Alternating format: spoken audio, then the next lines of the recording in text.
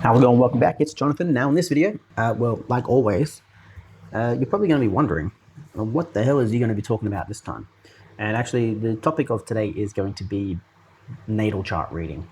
Now, not in the sense that you're thinking. I'm not going to be going deep into how to read a natal chart, which is an astrological tool for how to understand the beginning and ending of something. But I'm going to show you how to do it quickly, because a lot of people are always messaging me on how do I learn about my natal chart? How do I get more information on my natal chart? And then I was thinking, I don't want this to become an astrology channel. So how do I relate this in to the whole point of everything that Gann was talking about? And the truth is that Gann told us many, many times that we should understand ourselves.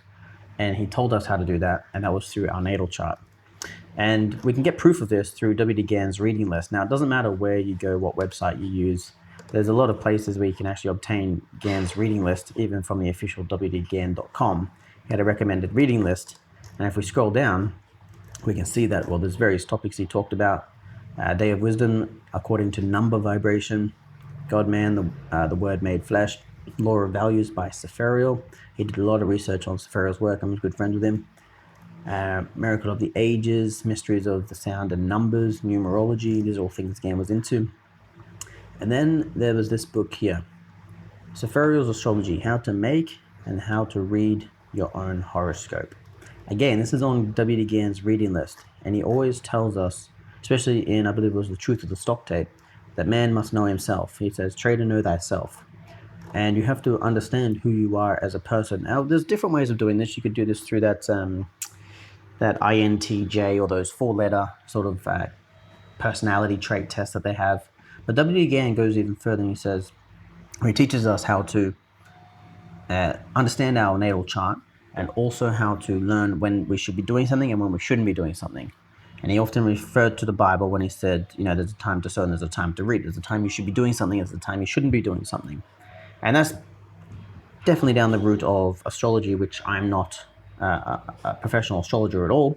But I'll show you how to get your own natal chart and show you how to interpret it in a way. Now, one of the books that I definitely recommend reading would be from Saphariel. You can go ahead and get it. Maybe I'll just pop this link down below from Gutenberg.org. We have the actual book itself, How to Make and How to Read Your Own Horoscope by Saphariel. And in it, Saphariel basically breaks down everything. The sign, the planets, their natures and the types, the signs of the zodiac, the celestial houses, the astronomical aspects, the construction of a horoscope, how it's constructed, etc. How to read the horoscope, so the planets, the constitution, health and sickness, how to read character and dispositions, financial prospects. We click on financial prospects, for example. Let's see if I can zoom this in. Health and sickness, how to read. It gives us a good breakdown of things. Look to the planets which are in the second house and the aspects to them. If any planet be therein and well aspected by others, the financial condition will be competent. If a benefic planet, such as Jupiter or Venus, is within the second house and free from evil aspects, the same effect will accrue. But if a benefic in the second house should have good aspects from other planets, there will be considerable wealth. Basically, this is telling us here that the two benefic planets, which is Jupiter or Venus, in the second house are positively aspecting other planets, then there will be mass wealth. And we can scroll down a little bit further. Saturn in the midheaven afflicting the sun or moon is an indication of reversal of fortune, and such persons usually attain considerable position in the world and therein depleted of everything. Jupiter or Venus in the 10th house and near the meridian are signs of good fortune and success in life, and the same results are due to their rising at birth. So there are two things we need to look at. The first one is where we are as we're born. So if I go ahead and we're going to make up a fictitious person today. We're going to do April 1st, and we're going to do the year 2000. And it's going to be Saturday, April 1st, 2000, and the person was born, let's just do 7 a.m. Okay, so we have the ascendant here. The ascendant, if I move the time, the ascendant always stays the same. It always stays on basically at 0 degree. which is over here, and also the ephemeris will go around into a whole 360-degree rotation. It will stay at 0 degree, and as time goes on, the ascendant will just stay there. It's not exactly 0 degrees, because we can see if I move 0 degrees right here, we have this right here. I'm going to just change the time zone quickly to something I'm more familiar with. Let's go ahead and just update this.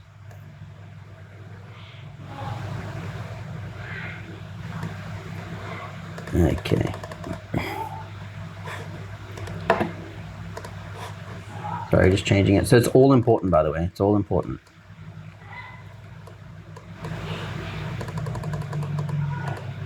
All right. So now we have, for example, at 9:06 a.m., the ascendant is on 0 degrees Aries. And as time goes on, the ascendant moves through the zodiac. And why this is important is because the ascendant and all these houses, for example, we have the ascendant, which is house 1. So house 1 is occupying this space in here. Then we have house 2, which occupies this space in here. Then we have house 3, house 4, 5, 6, 7, 7th house, which is opposite the ascendant, which is the descendant, 8, 9, 10. 10 is the MC, or the midheaven, which is right above. And we have the IM, which is right below. 11, 12, back to the first house or the ascendant. And the reason why that's important, what I was saying, is because it changes the position of the houses, and it also changes the position of which planet is in with each house. So it's important to know, when you're building your birth chart or your natal chart, exactly the time of day that you were born. Because if you don't have the time of day, you're not going to know which planet was in which specific house. So if we go back here and it says, look to the planet which are in the 2nd house and the aspects to them. So if I go back here, and this person was born at 7 a.m. Let's go back to 7 a.m. Alrighty. We have the 1st house, which is the Moon, Mercury, Venus. And then we have the 2nd house, which is, so the 2 to the 3, is occupied by the Sun. If any planets are in and well aspected by others, the financial condition will be competent. All right. If Jupiter or Venus are within it and free from evil aspects, the same effect will accrue. So if the 2nd house is occupied by a planet with good aspects, it'll be good. If Jupiter and Venus are in it and they don't have any negative aspects, then that'll be good. But if the 2nd house should have any good aspect from other planet, there will be considerable wealth. Okay, so how do we find out the aspects? Well, we need to turn on our aspects first of all. Some positive aspects are, the strong ones would be the trine. You can see the Sun is trine Pluto. We need to know what Pluto is and how it affects everything. Then there's sextile. Nothing is sextile the Sun in the 2nd house. And then we have semi-sextile, which is a weak one. But these 3 here are basically our positive ones. Then we also have conjunction, which is positive depending on the planets that are involved. It can be negative or positive.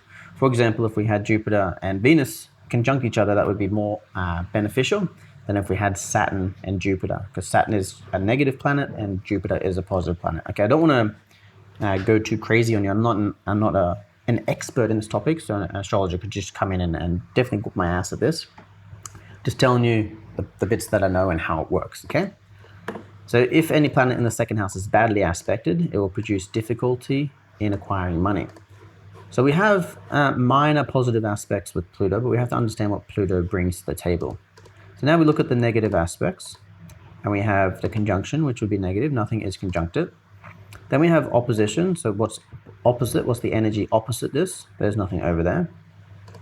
Then we have the square. So the Sun is not square anything. Then we have semi-square. The Sun is not semi-square anything. And you can go quintile if you wanted to, but there's nothing quintile to this. So the Sun is positively aspected minorly to Pluto, and it has no negative aspects. So we would just need to know what that combination means. Okay, and this is in our 2nd house.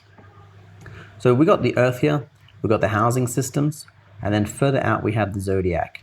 And this would then tell us which basically which planet is in which zodiac sign, because that is also important. What's important is what houses the planets are in, and also what zodiac sign the houses are in. This is why a lot of people shoot off astrology in this aspect when it becomes a personal astrology, because they only look at the sun sign. Now the sun is down here. We can see that the housing system that the sun is in at the time of birth is at 7 a.m. is the second house. But then if anyone knows anything about April, April is an Aries sign. And it's the sun, I'm just going to move this forward. It's the sun, so we look at the sun right here, that dictates the zodiac system, okay? So it's the time that dictates the houses, and it's the sun that dictates the zodiac system from Earth. So as we move to the 22nd, 23rd, 24th, etc., the sun is now in Taurus, okay? And because it's still 7 a.m., the sun is still in the second house. And now this person who was born at 7 a.m. on the 29th of April has Venus, Mercury, Sun, Jupiter, and Saturn all in the same house. And then it'll just be going about knowing which planets are conjunct, which one's a sextile, which one's a square. We have Jupiter, we have Saturn actually by the looks of it, square Uranus, which would be negative. We have no trines, no oppositions. Semi-sextile, we have Mars semi-sextile, a few of them. Semi-square, we got Venus and Mercury semi-square, which is negative, the moon. So this person here would be more negative than the last person that we had, okay? Let's go back. We can see that the sun is moving backwards through the zodiac. And that's pretty much it. So for this demonstration, we have Saturday, the 1st of April, 2000 at 7 a.m. And this is our setup. So if we want to know what we are likely to have in our life, whether it's positive or negative, we can refer to the financial prospects or even this book in whole to understand how things are moving. Now, like I said, there were two aspects to this. The first aspect is knowing where things are at birth. And the second aspect is knowing when our natal chart becomes afflicted by transiting planets in the future. So I'm just going to set this one up just to kind of replicate and provide a quick glimpse. All right, and 7 a.m. All right, so our first wheel, and then we want a second wheel. So we can see that our first wheel, if I turn it off, is the inside wheel. And our second wheel is today, okay? So what this means is our first wheel gives us the information at time of birth. So the sun, still in Aries. We can see that that's kind of the setup that we were looking for, because here the sun was in Aries. Then we had Venus, Mercury, Moon. In this case, we had Venus, Mercury, Moon. So that is basically the setup, but the chart is slightly tilted now. Now we want to know what is aspecting, not just, let's turn on square and trine here, not just in a ring,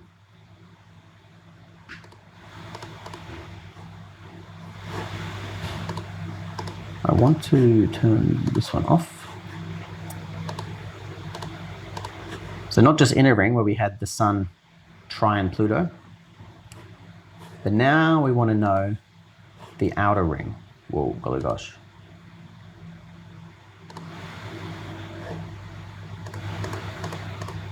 Turn all these ones off, turned way too much on. Now we want to know the outer ring, and we want to know what our outer ring is aspecting to our inner ring. Now the outer ring is going to be live, okay? So that is going to show us basically, I'll change the date. That is going to show us all the aspects that are occurring through our life. So we go back a whole year. Well, let's just go back to the start of this year. We can see that on the 1st of January 2024, we had all these aspects occurring. We had the Saturn, which was trine the moon. We had Pluto, trine the sun of that time period. So the 1st of January 2024 at 8:50 a.m. The sun was in Capricorn. We had Uranus, square, transiting Uranus. So this is our birth Uranus, transiting the current Uranus. Then we had Jupiter, and it looked like it was square Neptune. We had Venus, looks like it was also square the moon. And basically we would want to know exactly what's happening in the sky at that point in time, because not only does the inner ring dictate our life as a whole, but the outer ring is going to dictate our life as life goes on, okay? So all the time we get these positive and negative aspects. I'm just going to change the orb down to 1. Each time we get all these negative aspects occurring, or even positive aspects, it's going to change our financial position or our health and well-being, etc., right then and now. So if we have a positive, we got a long Uranus, square Uranus. So this whole time period here, if this is negative, if this means negativity or positivity, this is carrying on for quite a while. It's only at 1 degree orb, which means that we have, looking at Uranus here, we got Uranus at 31941 on our birth chart, and we have Uranus at 497. So that's square. Oh, I'm going to move this one. Let's move it on. I'm going to get rid of that square now.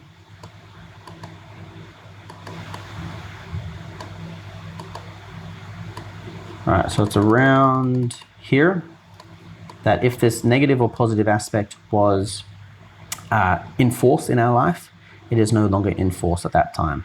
So that took several months to actually come out of force, and then our life would then progress on, etc., etc., etc. Okay, so I kind of hope that makes sense. Basically, we want to know what our life is like as a whole based on the natal chart. And then when it comes to transiting, we want to know what is happening in the sky basically each day or into the future. We want to know if those positive aspects or negative aspects. So when we have a day like this where we have Saturn square our Pluto and we have Sun trine our Pluto, we want to know if that's positive or negative for that time period. And then you're going to get days where it's just super negative, so square, square. So depending on what this, so we've got Mars, I believe that's Mars with Pluto. Depending on what this connection means, and depending on what this connection means, could mean something is wrong with your health or something is wrong with your family or something like that. That's kind of how it works and what you should be looking at. We've got a really strong square here with Uranus and Jupiter. Jupiter is generally a positive planet, but right now it's square Uranus. I'm trying to find a day if we can get some. All right, so we've got the moon trine our Uranus, so that's a good angle. So it's not always negativity, okay?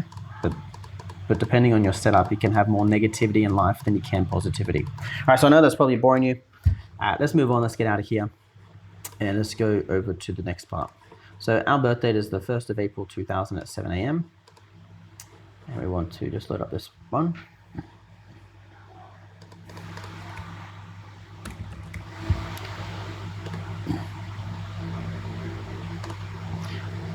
I'm just going to put this in, 1st of April 2000. And we want 7 a.m. And if you do unknown time, it's actually generally going to just do either 12 a.m. or 12 p.m. for the housing system. So you won't actually know what houses your birth chart is in. And then because I did Brisbane, just pop in Brisbane right here.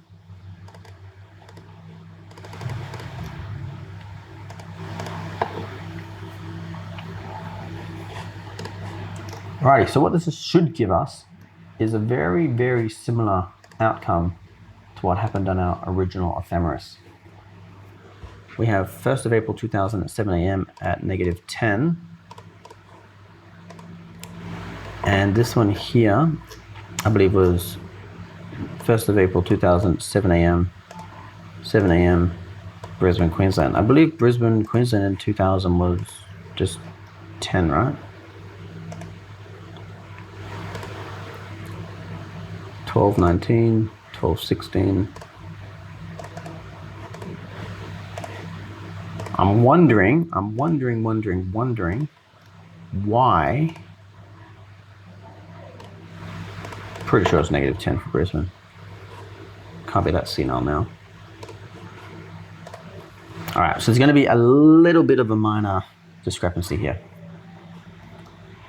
So let's walk through it and let's see what we can see, because this is going to be important, because if we can understand basically our zodiac signs and where they are, and this is on the Placidus system, by the way, then we're going to be able to understand ourselves more, and you're going to be wanting to go through this book in a full and getting a full grasp on it. So the sun is in Aries and it's 11 degrees. According to this, On my ephemeris here, I've got the sun in Aries, but at 12 degrees. So we're about a degree off. Now, it's not going to matter too much when it comes to the larger planets, such as Pluto at 12:45. We got, it's going to show us that way. Pluto at 12:49. The reason why over here is showing us out of a 360-degree wheel. So I'm just highlighting it up here just so I can get the same 12 degrees Sagittarius in 49 minutes. We can see 12 degrees Sagittarius and 45 minutes. So slightly off. Something slightly off. Either their system or my system. I think their system's slightly off. Okay, so let's move on. So we know where our planets are. And we know where our ascendant, our houses are. Okay, so we have the ascendant, which is 1 in Aries. We have the ascendant. Yeah, see, this is wrong. This is wrong. GMT is wrong. There we go. Fixed boom bar. GMT offset was wrong. 1127. 1127. So forget everything I told you before about actually doing this one. It still works. I just had the wrong data, and that's not a problem. I made a mistake. I own up to it. And clearly I don't even know the GMT offset for Brisbane. So I'll fix that now. I can't see the plus for the minus. So that's all sorted now. We're going to move on. So the ascendant is in Aries, okay? We can see the ascendant, this one right here, is in Aries. Okay, that's where it was to begin with. And then number 2 is in Taurus. So we see number 2 in Taurus, number 3 in Gemini, and so on. All right, so I'm glad that they're right, I'm wrong. I'm glad we figured that out. So let's move down now. And we're going to look at, this is going to give us our aspects, by the way. So the sun is trine Pluto. Let's go ahead and stick this on. We've got sun trine Pluto. We've got the moon conjunct Uranus. We're just verifying this. This is all it is. This is going to give you all the information. The moon.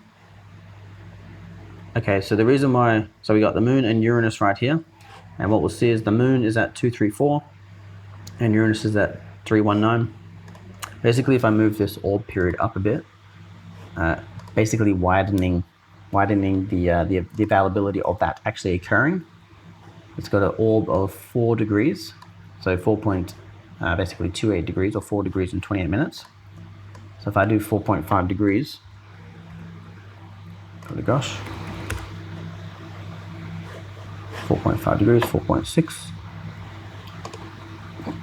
I'll just leave it at 5. I'm not going to muck around. So you can see here, it's on our chart, it's 4.9 degrees apart. So it's within the 5 degree orb, which is very similar to their 4 degrees in 28 minutes.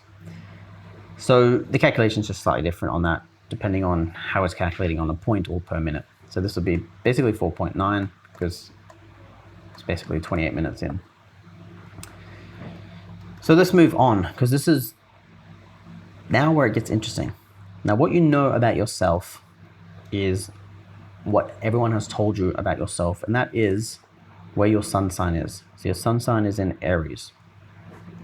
When people talk about the sun sign in Aries, they talk about headstrong, go-getter, can be quite obnoxious and rude, blah, blah, blah, blah, blah. That's generally like an Aries personality. And then you've got the people that say, well, how can you define 7, 8, 9 billion people into just 12 signs? And this is actually where the true end of astrology comes from, because we've already spoken about before that we have the planets, okay? Everyone focuses on Aries. Oh, I'm in Aries. What's my zodiac sign? I'm in Aries. Blah, blah, blah, blah, blah. However, we have all these planets here, including the North Node. I wouldn't do the Lilith. I probably wouldn't even do North Node typically. So from Pluto to the Sun. And then we have all these houses. And this is all going to give us different information about ourselves. So let's take a look at this fictitious person. Aries is the first sign in Zodiac, and Aries natives are the first to start and first to finish whatever they do, whatever they set out to do. So if you're in Aries, you can generally say, yeah, I'm like a go-getter. I generally go out there and just, headstrong, just go for it. Again, Aries is an active, energetic sign. People with Aries are direct, straightforward, and uncomplicated. Okay, if you're Aries, you probably know you're pretty direct, straightforward, and uncomplicated. You know, just straight to the point. They expect the same from others and are baffled when they don't always get it. That's a typical Aries trait. Okay, so you can keep on reading. Yes, yes, yes. Possible issues: impulsiveness, wasteful, provoking nature, insensitivity, and restlessness. Okay, that is an Aries trait. What about Aries with Aries ascendant? Appearances do not deceive with those who have Aries Sun and Aries Ascendant combination. He is just strong-willed, enthusiastic, and assertive when you meet him, as he is in everyday life. He has an air of independence and ambitious, backed by the very real desire to pave his own way in life, lead and carve out space for himself by a sheer force of his will. Now, they often say, like for an astrologer, if they know your time of birth, they can find out more about you than you'll ever know, because they have everything about you on this chart right here. A lot of people only give out their star sign, which is in this case the sun sign for Aries. When they go and meet someone, oh, what zodiac sign are you? I'm an Aries, and they try to get like that personality trait of who you are. And then you've got the actual date, because then that puts the planets on the wheel to the exact degree. But then you've got the time, and then that fixes up the ascendant, and that's when the astrologer can find more about you. All right, so now we've got the moon. Moon in Aquarius people are extremely observant. Okay, so this is what people do not talk about when it comes to actual astrology. This is now defining the person's trait. So we have a headstrong person who's quite observant, because he's got his moon in Aquarius, or her moon in Aquarius. They are lifetime students of human nature, love to analyze why people do what they do. This tendency often stems from a detached, even shy personality, especially in youth. Okay? And then we'll go down. We've got the moon. Moon in X, the moon is in the 10th house. Changes of situation. He's concerned about getting old or feeling too dependent on others, tending to hark back to the past, perhaps more strongly influenced by the father. Help from family or woman can be notable on professional levels. It'll just go through a lot of this information, by the way. It also gives you the aspects information, so that way you don't have to do really your own research. But I do recommend finding out what you're interested in from this book. Then we have Mercury. Mercury represents communication, logic, spirit, and Cartesian.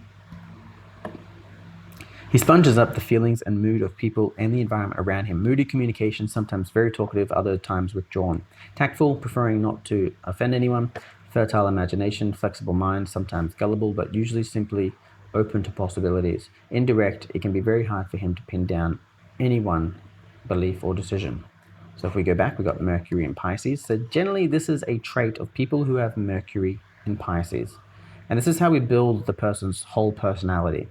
We'll generally find that this person has tendencies of these traits for basically each aspect. And then those tendencies will become stronger as the planets return to their original location. So if we have Mercury transiting, I know that this is wrong because my GMT is wrong. If we have Mercury transiting, so we've got Mercury natal, then we've got Mercury down here. If we have Mercury transiting back into Pisces, going back to that same degree, let's go ahead and do that. We'll go forward for that. I'm just following Mercury. Mercury's just up here at the moment.